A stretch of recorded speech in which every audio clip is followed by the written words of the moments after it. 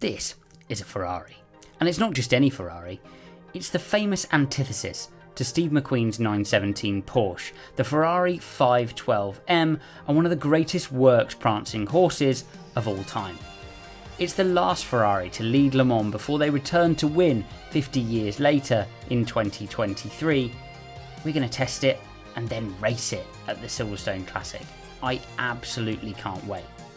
So what's it like? You're in this sort of V12 soundy bubble. I mean, I've got my plugs in, and it sounds about as loud as other racing cars sound, but with your earplugs in. It's ridiculous, the thing.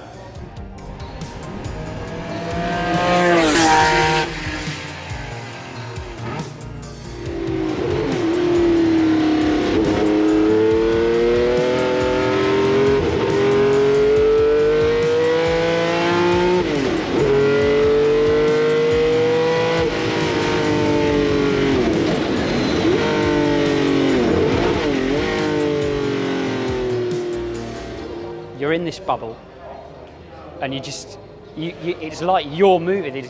You forget there's a car around you. It's quite bizarre, actually. Stiff of steering wheel, delicate of gear linkage. Got to be so careful. Like, I am obviously, like, you buzz it, huge disaster. It's not like how much does it cost. It's like where can we find one engine scenario. So if you screw that engine up, forget about it, go home. Go home for a long time. So very delicate with the gearbox, to the point where I'm like trending towards longer gears, which is what I do when I'm being delicate with gearboxes, just to make sure. So I went for second and put it in fourth a couple of times, but better that way around than the other way. Brakes need a bleed through. God, I'm already going into feedback mode, aren't I? But I mean, just like, who thought of that?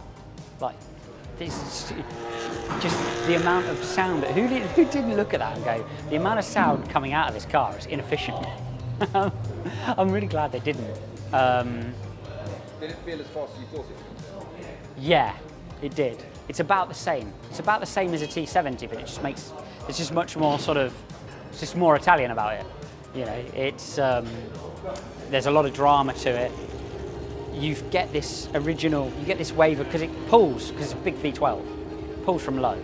So you get this pull around 2000, you're like, right, so it's coming on, and then you think, well, around 4, this thing's going to be lightning. Then you realise that the power band is 2 to 8, and it just pulls and pulls and pulls and pulls, which is unbelievable.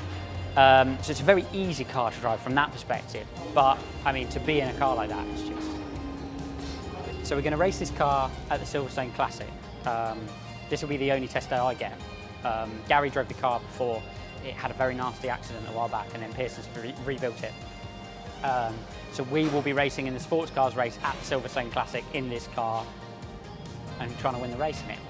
There's no reason why we shouldn't be, and I think if we go and win the sports car race in that, well, I'd watch that, wouldn't you? Fade cut to the Silverstone Classic, where we have 30 minutes, or about 6 laps each, to nail qualifying in the most expensive piece of racing machinery I've ever driven. Gary Pearson would go first, with the owner watching online. No pressure. There was one reassuring thing though: if it was a beauty contest, we've just won.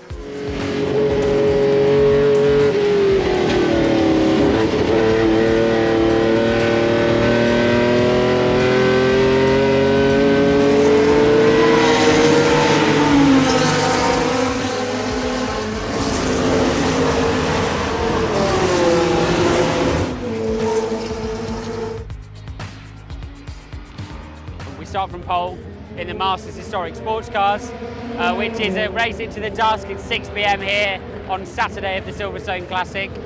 We were 1.5 seconds clear of the field in qualifying, but we were about to put a lot of fuel in. She's thirsty over the distance, so we have speed. The question is, you see these little smaller cars, but they don't have that much fuel in them in comparison. They're smaller capacity cars, so they'll be quicker to begin with, we'll be faster at the end. If we can stay in the lead early on, then we should be really strong. Let's see how it goes. We should have the pace to win this one, but there have been a lot of historic races we should have the pace to win. that we haven't then won. So, got to try and do a good job. 1.5 seconds might sound like an eon at the front of the field, but you've got to remember we're dealing with cars from a different era here. You can lose that on a gear shift off the line, and with plenty of buzzy little 2-litre cars buzzing around our gearbox, we needed still to have plenty of focus. 50 minutes of the Yokohama Trophy at the Silverstone Classic. We head into the evening sunshine, led away by Gary Pearson in the pole-sitting Ferrari 512M, and right away it's David Hart on the inside in the second Ferrari, looking to snap at his heels and squeeze by. He moves up into second place. From the outside of the front row of the grid, the yellow and blue car of James Claridge, that's the Ultramar Lola. He's in third position, and right behind him is the red and white car of Diogo Ferral and Martin Stretton. And it is Ferral who has started that car. Car number 4, the white Lola with the red and blue stripes. Ollie Bryant in 5th position, and everybody else on cold tyres struggling for grip as the Ferraris go wheel to wheel. And David Hart sides down the inside to take the lead from Gary Pearson. It is a Ferrari 1-2. And of course the yellow Ferrari is going to be handed over to Alex Brundle, who set the pole position time. A sparkling performance in qualifying yesterday from Alex. Safety car been called, and it's probably to recover that car. I think so. So if it is just that chevron, then it lost a wheel, so it will require a suspended tow, but hopefully won't take too long. But we're going to have the that means the pit window will open with the safety car out. Gary Pearson will hand over to Alex Brundle. And that is a busy pit lane, isn't it? Lots and lots of driver changes. A crash, a mid-distance safety car, and Gary makes the correct decision to come piling into the pits with everyone else. I would rejoin the field sick, with plenty of work to do, but all the power and grip to do it.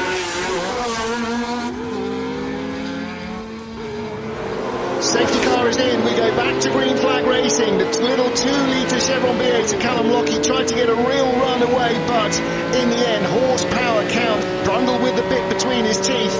Has he ever raced a Ferrari to victory before? This may well be the first time ever. He hasn't raced this car before. I'm not sure I've ever seen him in any Ferrari that I can think of.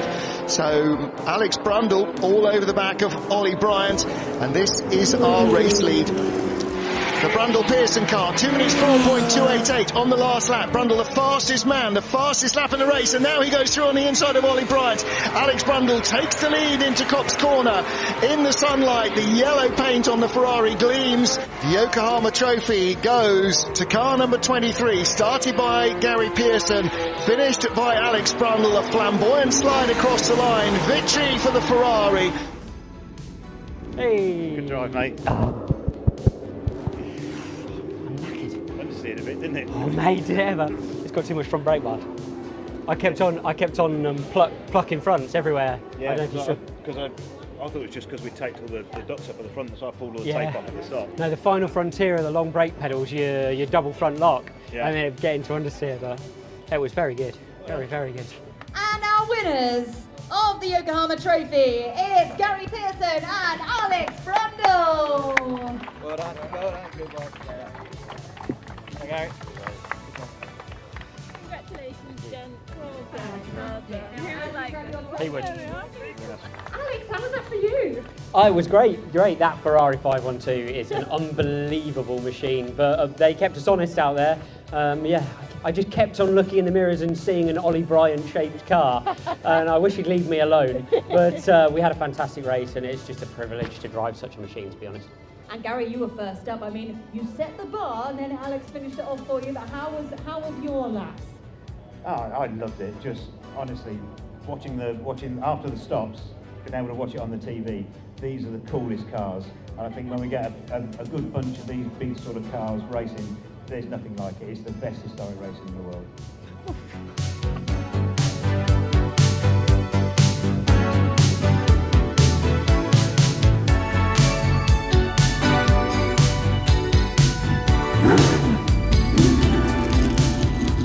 Very corporate race driver, aren't I?